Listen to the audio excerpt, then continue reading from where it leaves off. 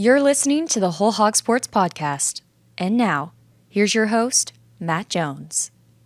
On today's show, we'll talk Razorback basketball. They win their season opener last night over Southern. We'll also have some Razorback football coaching search talk. First, a word from Kendall King. Kendall King, we're proud of over 4 decades of design. We're continuing the legacy of great creative design by combining our brands of Kendall King, Soapbox, and Shopcart. Together, these brands represent a new focus in marketing design with individual attention to specific areas. Through our design expertise supported by a team of talented professionals, we showcase our best. We are Kendall King, we are Soapbox, we are Shopcart, we are design. Arkansas basketball got off to a great start last night, beating Southern 109-77 at Bud Walton Arena. Arkansas 1-0, and now you get to turn your attention to Michigan State, the big game this weekend up in East Lansing. We'll preview that game later in the week. Ethan Westerman's in here with me now. He was at the game. I was not at this game, and I'll be honest with you, I didn't see a whole lot. Thanks to War Machine, I was able to see the highlights from the game. But, I was doing a high school game last night, a ninth grade, and I got in the truck after the game, and I turned the radio on, and it's like early second half, and Arkansas's up 35, close to 40 points, somewhere in there. And it's like, okay, well, this is going about the way that I thought it would go. And I'm not surprised by that. I think that, we talked on the show yesterday about when you beat Cincinnati the way they did in the preseason, they beat Memphis the way they did in the preseason, the expectation is there that you're going to really hand it to Southern. And I think it would have been disappointing if they would have come out of last night's game by, only winning by 14 points or 16 points or something like that. The fact that they went out and they just clobbered them. 15-3, I think, early on in the game. Like, they never gave this team a chance to even breathe in this game.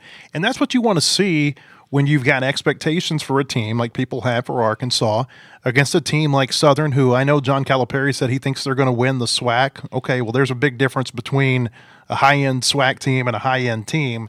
I just thought that this was the type of performance, again, based on the what I was able to see from it, and obviously looking at the box score, that you would hope to have against a team like Southern on night one.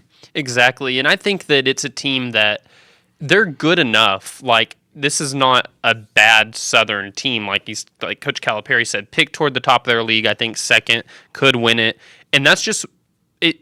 That's the type of game that, we've seen some other teams play close games on opening night. Like, I know Auburn was in a battle with Bethune-Cookman. Went to overtime, right? Went to overtime, they sure did. And you're just supposed to, whenever you're the superior team and you're playing a team that's good in a lower conference, it's impressive, in my opinion, just to handle them, because those are the type of teams that you could meet in the NCAA tournament, albeit, a first-round game or whatever. But you are the superior team. You should just handle them. And I think it's really a testament to Arkansas being healthy this year and having more ramp-up time with the whole team to be, a little bit more cohesive. You think back to last year, the start of their year, that was what was probably most concerning in the non-conferences in some of those games. I think of Little Rock. I know even the Pacific game there for a little bit was close last year. They just weren't handling teams how they were supposed to. And said it after the Memphis game. This team just should, with the talent and athleticism, be able to absolutely pull away from a lot of these non-conference teams on the schedule. So I think last night it was just a matter of they did it. And the good thing was they actually, I know they won by whatever the final margin was. They were up by 37 at one point, but there was still stuff to learn from that game too. Carter Knox didn't play. That was one, I guess, non-healthy element to this game. What's going on with him, and do you think he'll be available for Michigan State on Saturday? Yeah, to be determined, I think, on if he's available for Michigan State, but it's a toe sprain, according to a team spokesperson. That doesn't seem too concerning to me, and the vibe that I got was that it wasn't all that concerning, and I just think that if you're playing a team like Southern and you should beat them, it's probably smartest ahead of a ranked matchup if Carter Knox could play on Saturday to just sit him, at least in my head. You've seen what he's did against Memphis and Cincinnati already. It's not like a player who has to go out there and prove himself. That once he's inserted back in the lineup, he makes a difference. But, not sure exact timeline on his return, but it doesn't seem to me to be like a real long-term thing. Calipari did say that if he's only 70% going up to the Michigan State game, he may not play him because he don't want him playing at that level of himself against a team as good as Michigan State. Some takeaways. You look at the box score, Trevin Brazil, 25 points, 11 rebounds. And, the thing that stands out to me about him is that he just looks like a totally different player. There was a lot of talk during the offseason about how much stronger he had gotten. You can see that in him. But I think the biggest thing that happened for Trevin Brazil was late last season when he had that, 6-8 game stretch at the end of the season where he just you just felt like, hey, it clicked for him. He can, and maybe in his mind is like, hey, I can do this. I can take over a game the way everybody thought that I could. And maybe it took him that long to get comfortable with the knee and the rehab and, everything that had happened as a result of that injury. But it's like once that light came on last year, based on the very small sample size that we have this season and all of the reports that were coming out of practice, it just feels like he is in line for a big breakout season. Yeah, and you think about it, this is a guy who last night was his 11th double-double of his college career. 5 of those have come in this calendar year. 4 of them at the end of the 2025 season. He was playing his best at the end, and then to do this in the season opener, it just seems like a player who's starting to live up to that billing. I know there was injuries mixed in there, a lot of just, up and downs at the early part of his college career at Arkansas, but it seems like a guy who's just finally where he and others thought he could be as far as, the athleticism is going to jump off the tape for anybody. He can jump over a guy. He jumps out of the gym. But now it's like he's combined that with a little bit more physicality and I think just confidence. To shoot 8 of 10 on free throws, and Calipari credited that to him finally bending his knees, which, I don't know how much validity that is. And it's just one game, it could not be that great of a free throw shooter all season, but for one night he got to the free throw line a lot and he was efficient there. So it's that free throws are totally a sign of confidence in my opinion. Almost every time you see a player's free throw percentage increase, it's directly translated to they're just a more confident player and maybe not overthinking things. Went to a practice in the summer and it was just noticeable that he had, he was up in weight, I think 10 pounds from the end of the season before, and it was all like muscle. So I talked to Dave Richardson after that practice. Dave Richardson's their head strength and conditioning. And he said to me that it's just, he feels like Trevin Brazil is just taking things more seriously now, which there's a lot to be said for that, players mature over their career. And I think that maybe sometimes later in their careers, whenever they realize how important like their physical well-being is toward everything else. The better you feel, the better you play. Did you bend your knees when you shot free throws? I hope I did. I'm trying to picture like a free throw without bending them at all. That's I'm my going thing. through here. Like, what was your free throw rhythm? Like, everybody's got their own free throw rhythm, Like, mine was bounce, bounce, bounce, spin, spin, shoot. 1, 2, 3. I'm like having to do this muscle memory round. 1, 2, 3, spin, bounce, shot.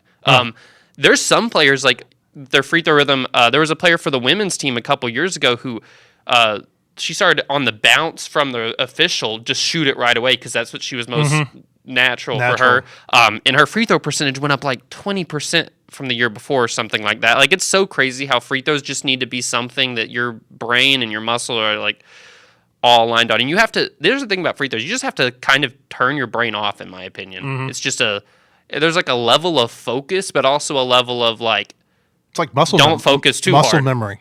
That's all a free throw is muscle memory, and you either have it or you don't. Yeah, and also it was good for the team last night to do what they did from the line in front of fans because that was one of the things that stood out from their tip-off tour in Hot Springs is it was their first time to do anything in front of fans this year, and they were not shooting free throws well. I think Trevin Brazil barely hit the rim on one of them down there, and Calipari was not pleased with it. And he mentioned after that, like, that's what happens when you put people in front of fans. Like, that's why we need to have exhibitions. That's why we need to have this type of event. And then last night, I think they were 25 of 29. That's a really good percentage. And so a lot to be pleased with, I think, from an offensive perspective last night.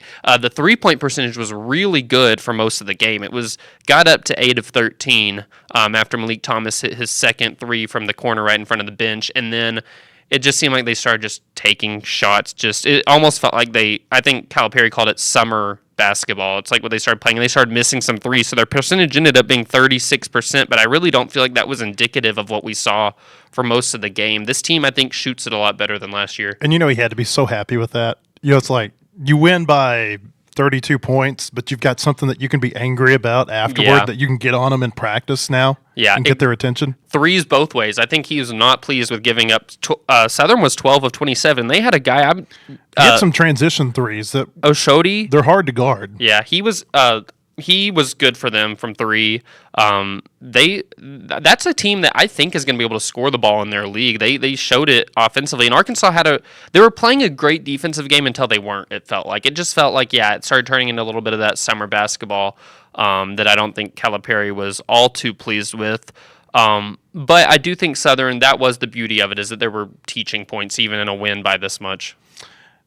You got the freshman playing really well. Acuff, 22 points, 2 rebounds, 4 assists. Malik Thomas, 21 points, 6 rebounds, 7 assists. I mean, what can you say about what these guys are doing? They're Calipari freshmen. It's just like it jumps out whenever you're at the game. They're just so talented. Malik Thomas is going to be electric for this team, I think, all year. His shot is just a pretty thing to watch. And then Darius Acuff, what was impressive about him was toward the end of the first half, he just got it in a hurry. He just poured it on them in like the 3 or so minutes right before the half. Had 20 points at halftime. So really impressive stuff from them. And if you're Arkansas with Darius Acuff, you have to be feeling pretty good about the decision to.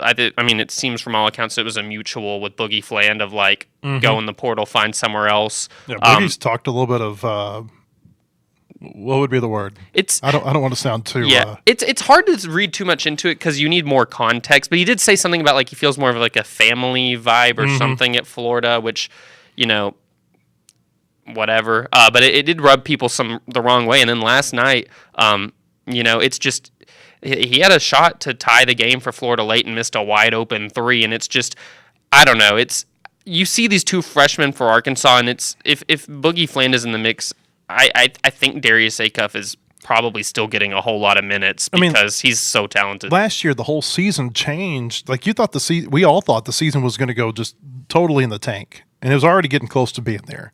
When he got hurt his hand, and it's like, what are they going to do? Well, then you put DJ Wagner at point guard, and it's like, wow, they're better off with him there than they were with Boogie. And so sometimes there's addition by subtraction, and I think that's what Arkansas got with losing Boogie. Yeah, and I think that this year, you throw Darius Acuff into the point guard role most of the time, and you have him on the court with DJ Wagner at the same time, and things are still, granted, all we've seen is a couple exhibition games and then this game against Southern last night, but things are just flowing how they should. The offense, there's no concerns right now from what we've seen. And last year, there was that pairing on the court at the same time. It just didn't, Boogie playing off, or DJ playing off the ball. Mm-hmm.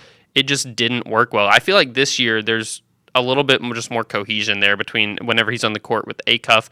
And DJ Wagner is kind of this player right now for Arkansas that it's like I think he's going to be an unsung hero for a lot of the year because he does a lot of things right, but he's kind of fading into the mix with the talent level of these freshmen and some of the bigs, what they're doing.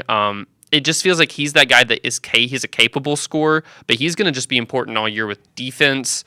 His assist numbers, not turning it over. He just needs to kind of be that glue for this team, I think. And I think he's okay being that player. I don't think there's an ego there to where he has to be the guy that's scoring 15, 20 points every game. Yeah, no. The coaches talk all the time about it. That DJ Wagner is one of their favorite players they've ever coached. And that's not coming from like a on-the-court thing. Of course, there's a lot to like there, but I think that's just more of who he is as a teammate.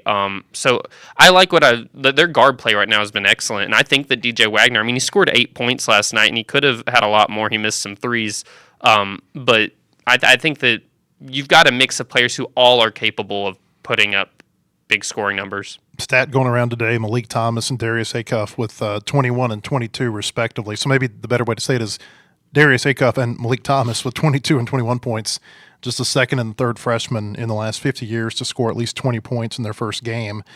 Patrick Beverly had 29 for Arkansas back in November of 2006. That's not bad company. No, I was about to say, that guy played in the league.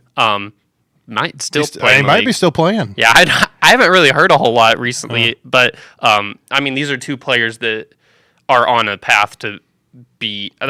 I don't think we'll be seeing them at Bud Walton Arena next year. No, I don't think so either. and like they look. I'm not gonna say they look NBA ready right now, but like they look like what you see coming into the NBA a lot of times. Yeah.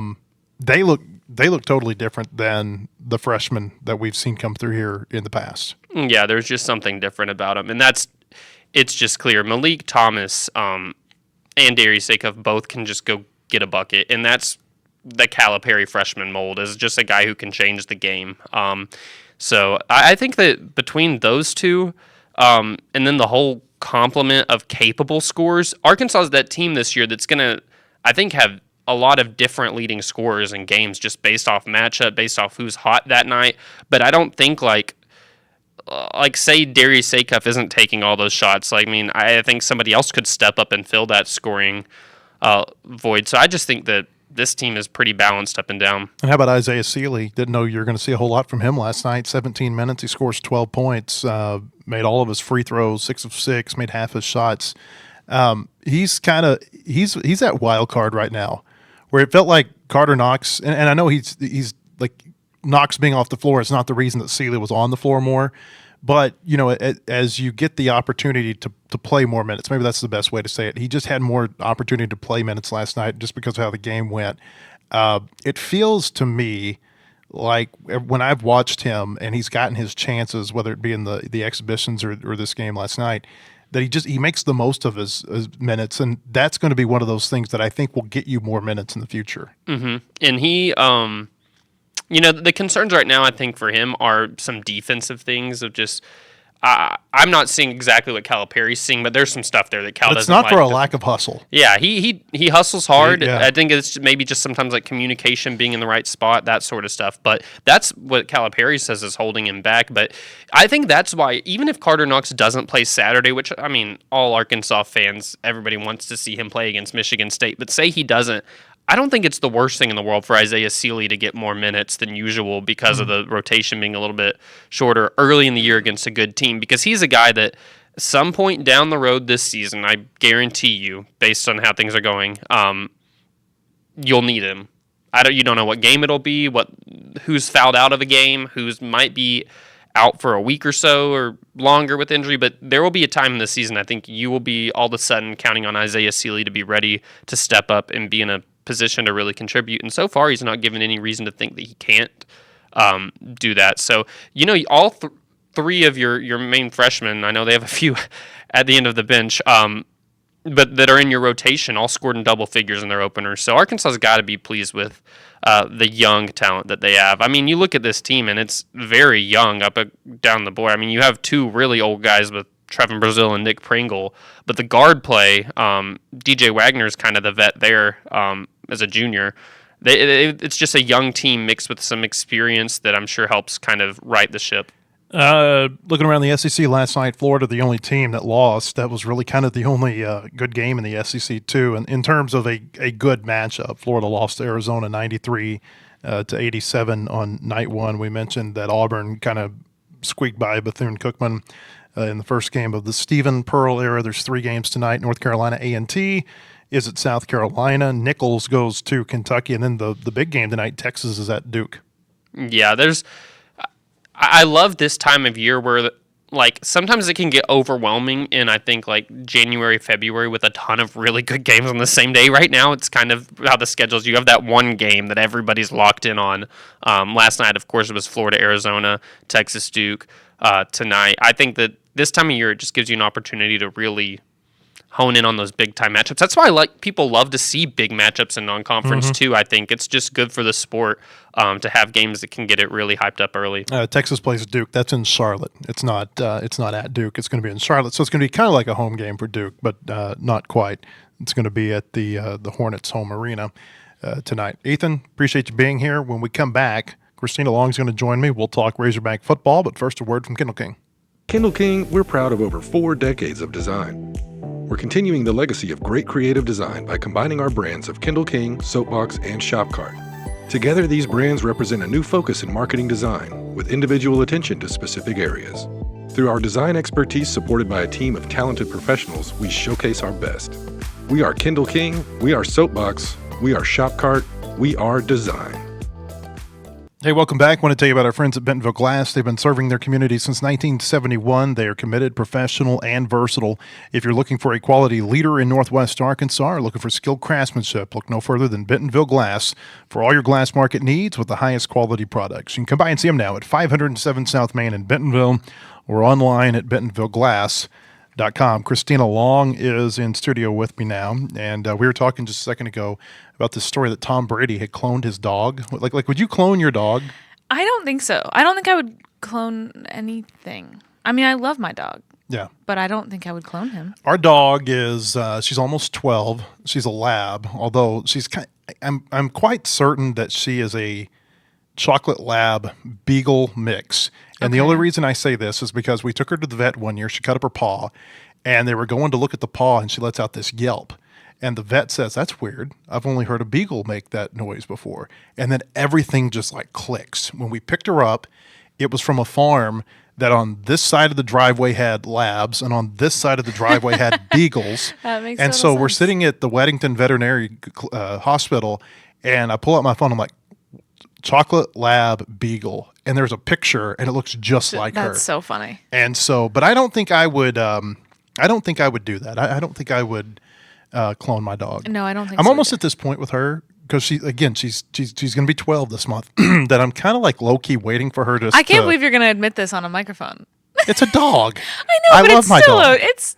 you love your dog, but you're ready for her to die? I'm not ready for her to die. I'm just ready for something new, and I don't want to have two dogs. Yeah, I mean, like, that I can understand. Like, I think people get. I have heard that from people with old dogs before. Yes, I was going to say, I think people You're with not the older only one. dogs, I think people with older dogs understand this, that once your dog gets a little bit older, like you are very sad to see them get Yeah. older, although mine still acts like she's 2. But on the other hand, it's like, you get it. Yeah. Our dog is 3. He's very puppy-like. I think he'll be puppy-like for a very long time. We have no idea what he is. We adopted him from the Springdale Animal Shelter. Not a guess as to what's in there, but he's great. Anyway, I don't know how we got there. We were going to talk about football. Tom Brady. It's Tom Brady. There's the football connection It's right insane. I hadn't actually seen that yet today, but there. Yeah, he said he there's said he always took. an interesting Tom Brady headline. I think happening. and it's like this some sort of lab that he has Kind a of thing stake, Tom like Brady a would be financial into. stake into. He has a financial stake in it, and they took blood from his old dog before it died, cloned it. And here comes the new dog, and it's kind of like Tom Brady. It still looks the same now as it did 20 years ago. Razorback football. It's a good segue, right? So we've held off talking a whole lot about the coaching search. Sam Pittman was fired September 27th, and we've touched on other coaching other coaching openings, vacancies elsewhere, and kind of how they affect Arkansas in the big picture. But it's a bye week. We're in November. We're probably within about a month of somebody new being hired, I would think. You've got the signing period that's like mid to late December. The portal season this year is different. It doesn't start until January, so there's a little bit of extra time to get somebody in the saddle, so to speak, before all of that happens. And that's as important as anything, I think, the portal part of this in terms of the recruiting. So I was thinking today, right after Pittman was fired, we sat here and we talked about, if you were the AD, what would you be looking for in the next head coach? And kind of having that same talk today, but I think maybe my view on this has evolved a little bit. So let's rewind, beep, beep, beep, beep, back about 6 weeks. I can't make a good rewind noise. I could do like that trash truck, the sound that they make whenever somebody gets a penalty at a football game. Like I'll watch games with my son. He'll go, there's the trash truck, He'll hear it on the TV. But rewind about 6 weeks ago, and here's what I said. There were 2 things that I said I thought Arkansas should be looking for.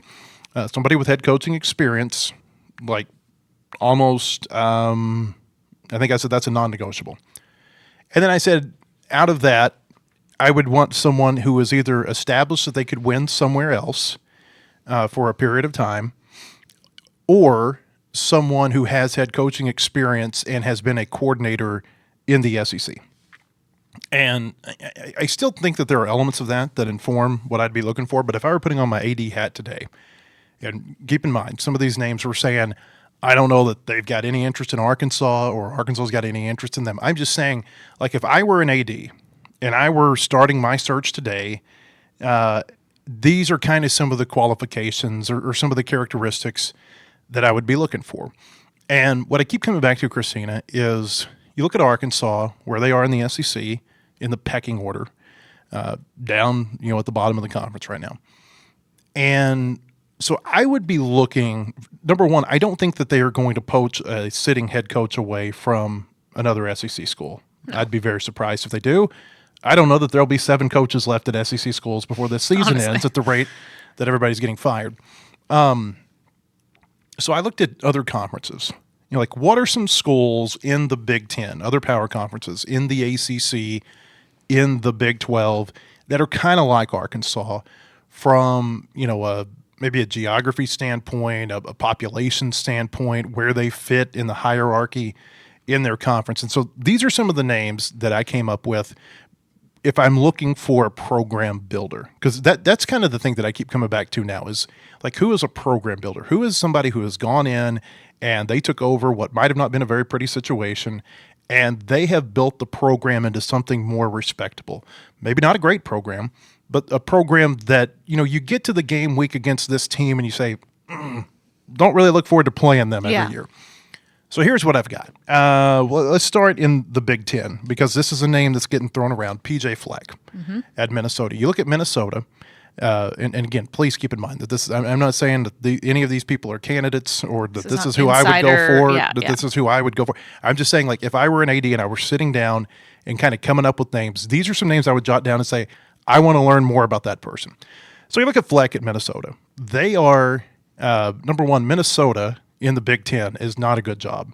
They've had, I think, between 2006 and when he came in 2018 or 2017, they'd had 5 coaches, very similar to Arkansas in the coaching turnover there. None of them had winning records. And you go back and you look at Minnesota, the last coach who even had a record above 500 during his tenure there was Glenn Mason from 1997 to 2006. Fleck goes in there, not a great year 1, but then year 2, they kind of turn it around. They win 7 games. And then since then, they have consistently been a program that has won 8 or more games a year. There have been some blips in there where they haven't won 8 or more. There's a couple 6 wins, but mostly 9. I'm looking at it right now. There was they had an 11 win 9, season. 8. COVID year 3 and 4. Throw that one out. 5 and 7, 7 and 6, 11 and 2. Skip COVID. 9 and 4, 9 and 4, 6 and 7, 8 and 5, 6 and 3. They're 6-3 this year. 6-3 so far, yeah. They've got Oregon, Northwestern, Wisconsin in a bowl game. I think there's a decent chance that they could get to another 8-win season, maybe even better. So again, they're like if I were looking at the Big Ten, that would be a program that I look at, because you look at Minnesota, like in the Big Ten, you just rattle off like the teams that have more resources than Minnesota: Michigan, Ohio State, Penn State, Nebraska, Southern Cal, Oregon, for sure those 6.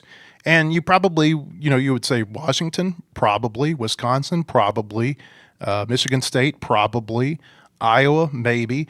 And so, they're in the lower half of the hierarchy in that conference. So that would be a name that I would look at in the Big Ten. Again, what I'm trying to do is I'm just saying these names, like, they may not be the most attractive names, but would you rather win the press conference or would you rather win the have a winning football team long term? I have been thinking about this a lot, because something that I feel like is coming up a lot, I read through a lot of the discussion on our message board about various coaching candidates and who people want or what kind of coach profile people want.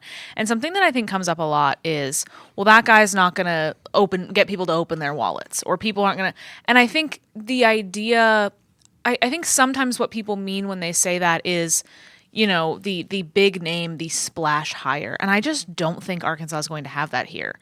And I don't think they need to. I don't think you necessarily need, obviously they need people to want to donate. We've talked at length on this podcast about the financial situation, all of that. Of course you need somebody people are going to want to donate to.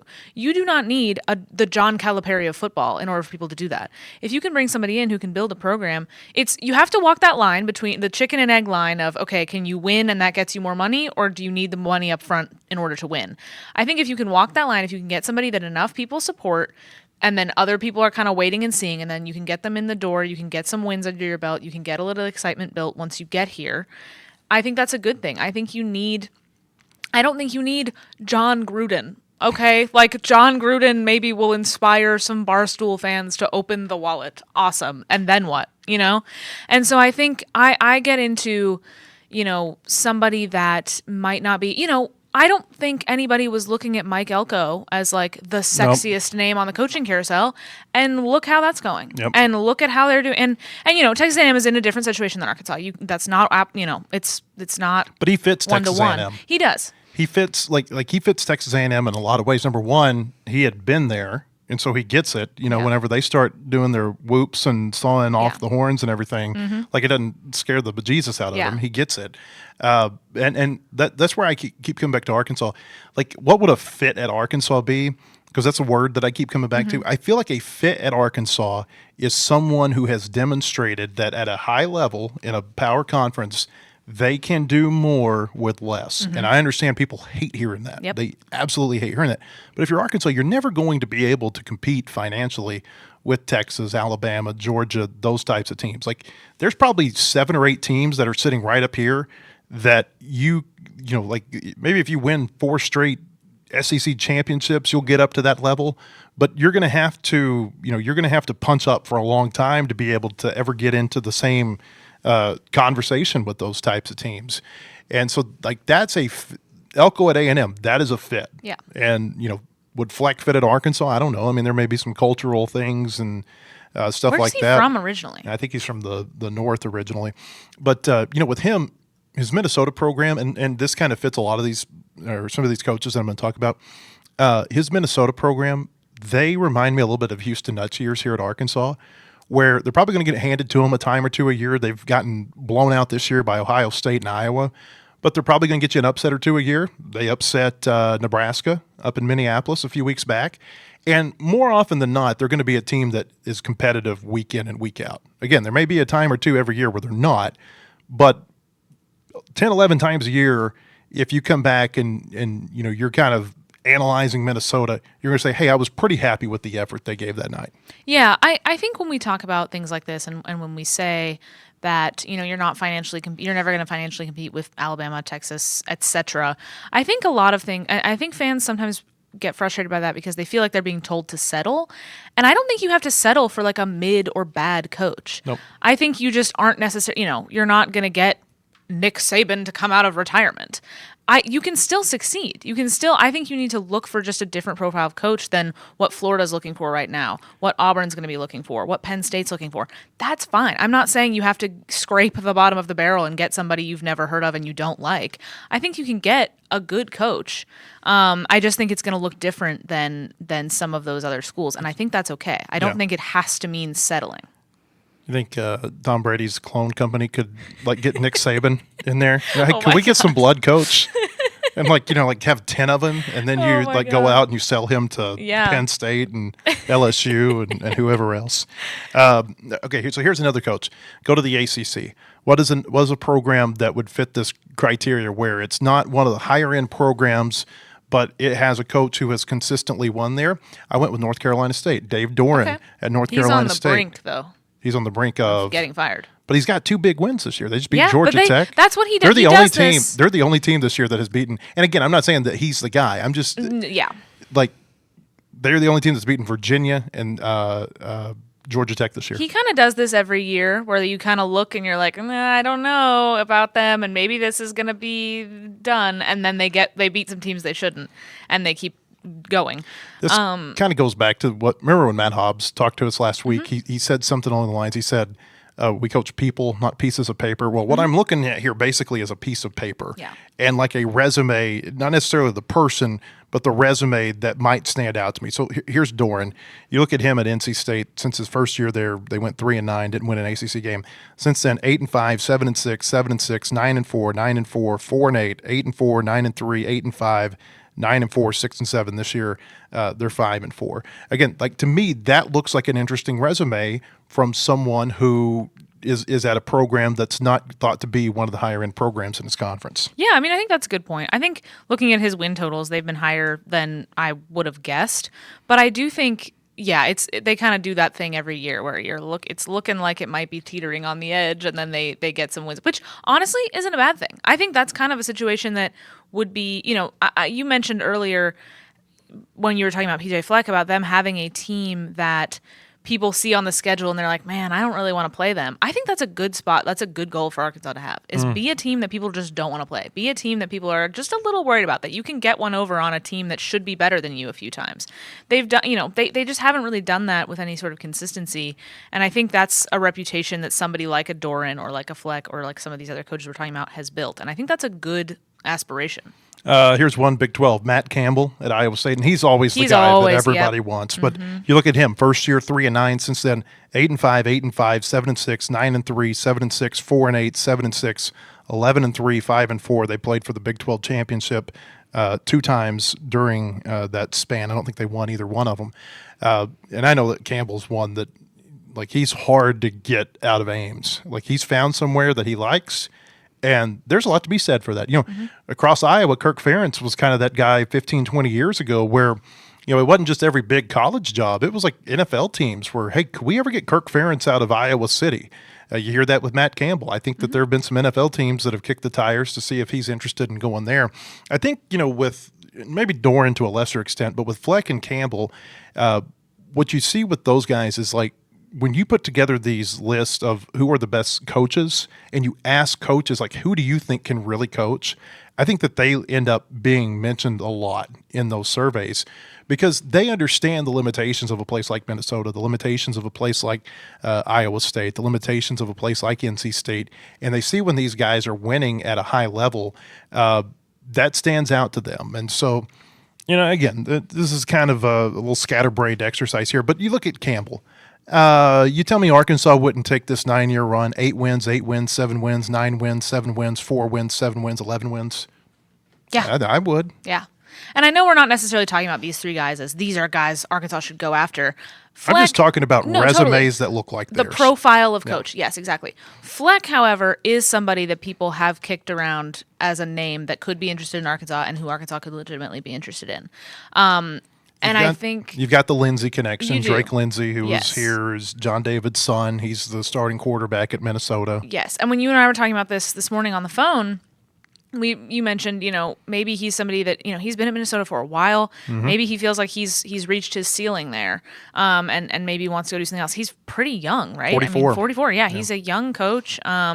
I think, you posted this on our message board that you did not meet him, but you sort of were around it. You observed him at some FHS games. I have been to a PJ Fleck practice. I was an intern at the Star Tribune in Minneapolis in the summer of 2021, and I went to I think it was maybe a early fall camp practice. And it was fascinating because this was the first time I'd really been to a practice that wasn't Arkansas and Mizzou, and in my adult life anyway. And I remember, and I have videos of it in my Snapchat memories of they were working out to really loud music during practice the whole time. And it was very loud songs, and then they were interspersed just in the middle of the song. It would cut out, and there would be like chainsaw sounds, just like really loud, just chainsaws in the middle of a popular song. I don't know why. I never figured it out. I don't know. It feels like everything I know about PJ Fleck, that sounds like kind of the vibe. But it was very interesting. So I have been to a PJ Fleck practice. You were talking about how you saw him get very into some FHS games. Yeah, they played FHS played a game at North Little Rock, and Minnesota had played somebody the night before. I can't remember. Maybe it was Nebraska. On Thursday night, they played somebody on a Thursday night, and they won. And so on the Friday night, Fayetteville was playing at North Little Rock Stadium, and Fleck and one of the other assistant coaches from Minnesota, they flew into Little Rock to come watch him play. And I've never, doing the Fayetteville games, you see college coaches all the time on the sideline. I've seen Rhett Lashley there. Bobby Petrino was at a game this season. You see assistant coaches come from all over the place to watch them play. This is the only time I've ever seen a coach, let's say Fayetteville's at the 20-yard line on the North Little Rock side of the field. Fleck might be at the 40 on the other side of midfield, about 2-3 steps out onto the field, hands down on his knees, like he was coaching and evaluating what he was seeing on the field. I've never seen anything like that from a coach who comes to a game. And I thought that, just kind of watching him that night, it really shows you how much, it's not just there to make an appearance. There's a real evaluation that was being made for him to make that trip down to Arkansas to watch this quarterback play. And Lindsey had already committed to him at that point. But, it was that stood out to me. I'd never seen anything like that. So, I think when I initially, a couple weeks ago, maybe it was, when we first kind of heard people throw around the Fleck name, I was like, I don't know if I'm inspired by that. And I'm not saying necessarily that I think that's who Arkansas's next coach should be or should be their top choice. I don't really know who I think their top choice should be. But I think it's more interesting to me now than it was on its face initially. Like, I'm more willing to explore the idea than I thought I was. Okay, so I want to go here too, talk about coordinators, SEC coordinators. If you were to give somebody a chance to jump in, number one, I feel like, and maybe I'm wrong about this, but if I'm going to give a coordinator a chance, I want it to be a coordinator who's in the SEC right now, who's having success right now. I don't want it to be a coordinator who knew the SEC in 2021. Agreed. I don't want it to be a coordinator from an ACC school who might see an SEC team every other year. I think that if you're going to give a coordinator a chance, it needs to be somebody who is clearly ready in the job that they have right now, and that they can just move within your conference and make that move. Now, I don't really think that's going to happen, because even though Sam Pittman wasn't a coordinator, isn't that kind of what you just did with Sam Pittman? You took an assistant coach away who had never had head coaching experience from another SEC program, and it didn't work out right. But if you were going to look at that route, I was thinking, number one, I would want someone who's having success, obviously, right now, this year. But I also would really be leery of taking someone whose head coach was kind of the guy on your side of the wall. So, like, you're the coordinator in title only, but Josh Heupel's really the one calling the plays, or Brent Venable's really the one calling the plays. And so I don't know who that looks like. A couple of a few things that popped into my mind. You look at Tim Beck at Vanderbilt. He's kind of an interesting guy because, now there's going to be a lot of people who ask, is he having success because of Diego Pavia, or is Diego Pavia having success because of him? Beck does have some head coaching experience, though. He was he actually won a national championship at Pittsburgh State up in Kansas several years ago, or at least had him in the championship game. I think they won a championship there. I don't think Bobby Petrino's getting the job, but Petrino would be another one that would fit that bill in terms of he's an offensive coordinator, and it's his offense. This was not Sam Pittman's offense that Bobby Petrino was running. I think there are going to be a lot of people out there who talk about DJ Durkin at Auburn, but you look at Durkin, and he's got this stain on his past, and that's all I'm going to say. From Maryland. He got let go at Maryland 7 years ago, hasn't gotten another head coaching opportunity. I'm not sure he's going to. But, like who are some of the coaches, who are some of the coordinators like that? I don't want Lane Kiffin's offensive coordinator. I don't want Jeff Lebby's offensive coordinator. I don't want, you see what I'm saying? I don't want Clark Lee's defensive coordinator at Vanderbilt. So that would be kind of what I'd be looking at from an SEC coordinator. And then you have to ask yourself, are there really any coordinators out there that fit those parameters that are in the SEC who you think are ready to be head coaches? I don't know that there are. One of the coordinators' names who I hear get thrown around a lot is Glenn Schumann at Georgia. But again, you're running Kirby Smart's defense. I don't know. Now, Dan Lanning, he came out of Georgia. I don't know that he was the defensive coordinator, but he came out of that, and he's done just fine for himself. But I think he might be Oregon. the exception, not the rule. Yeah, I think you're right. I guess my question would be, do you feel strongly about if Arkansas would need to prioritize an offensive guy or a defensive guy, or do you think it matters? No, I don't think it matters. Okay. I just think it matters if you get somebody who knows how to hire assistant coaches. Yeah. And it's like, if you were going to go and you were going to hire a coach out of another conference, I think that one of the things that you would want to have a good grasp on is, okay, who do you think you could bring with you to be a coordinator here? I think that was one of the big draws with Pittman. It was, hey, I think I can get this guy to be offensive coordinator. I think I can get this guy to be the defensive coordinator. And for the most part, it worked out well early. For the most part, it worked out. His coordinator hires worked out more often than they failed. Odom was okay.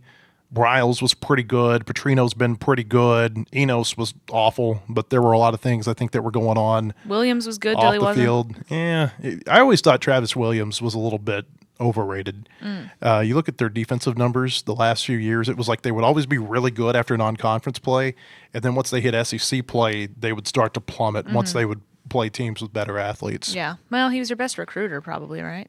He's a good recruiter, and that's another thing. It's like there are multiple layers to being a coach. It's okay, yeah, the game day part, that matters, but if you're a head coach, the ability to sell yourself and go out to some of these banquets and, shake hands and kiss babies and politics, so to speak.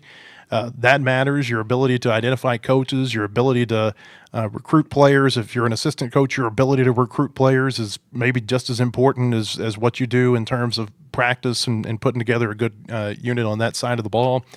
There's a lot of layers that go into this. And I'm just fortunate that I only have to put on my AD hat for 20 minutes and think about this, and that I'm not actually in that chair flying around or making the calls to, the search firms, the agents, whoever, and having those type of conversations. Yeah, no, I would not really want to do that either. We have the easy job.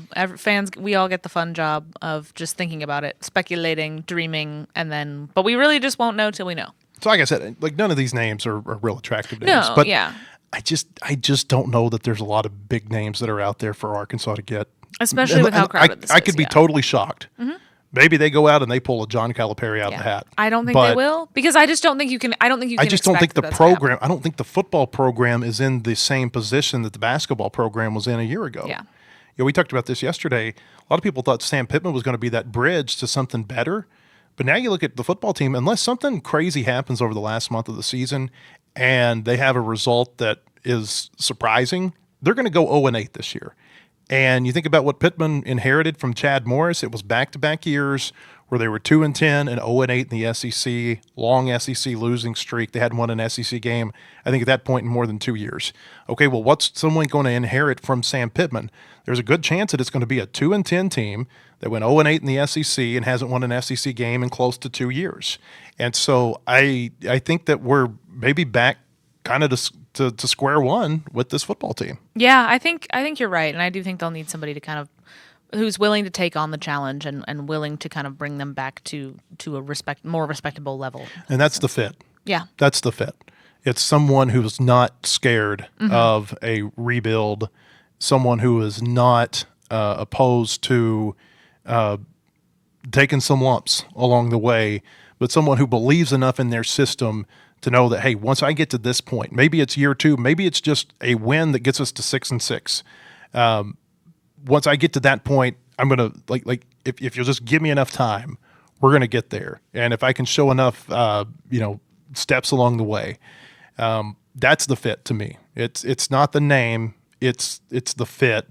I don't know who the fit is, but I think that the fit, whether it be any of those coaches that I mentioned or not, maybe not Dave Doran now that I've found out he's going to be fired from Christina. But I'm putting my idea hat on and firing Dave Doran. Somebody who has those type of numbers and records and years at a school on their resume. Yeah, I think you're right. I think it's interesting. When we first talked about this, like you said several weeks ago, we were kind of outlining some different criteria. But now that this market's gotten so crowded and, there's been rumors of interest from various levels. It's just, I do think it changes the way the landscape of the coaching carousel has changed, does change some things. But at the same time, I hold that I do not think Arkansas has to settle. I don't think that not getting, Rhett Lashley or whoever it was that you wanted that you thought maybe was a bigger name, I don't think that has to mean settling. Yeah, I agree. And the perception of a coach when you hire him and the perception of a coach a year or two after you hire him can be very different in one way or the other. Extremely. It can really sway. All right, Christina, appreciate you being here. We appreciate everyone being with us today, too. Hope that you'll join us on tomorrow's show or at our website, wholehogsports.com. Have a great day, everybody.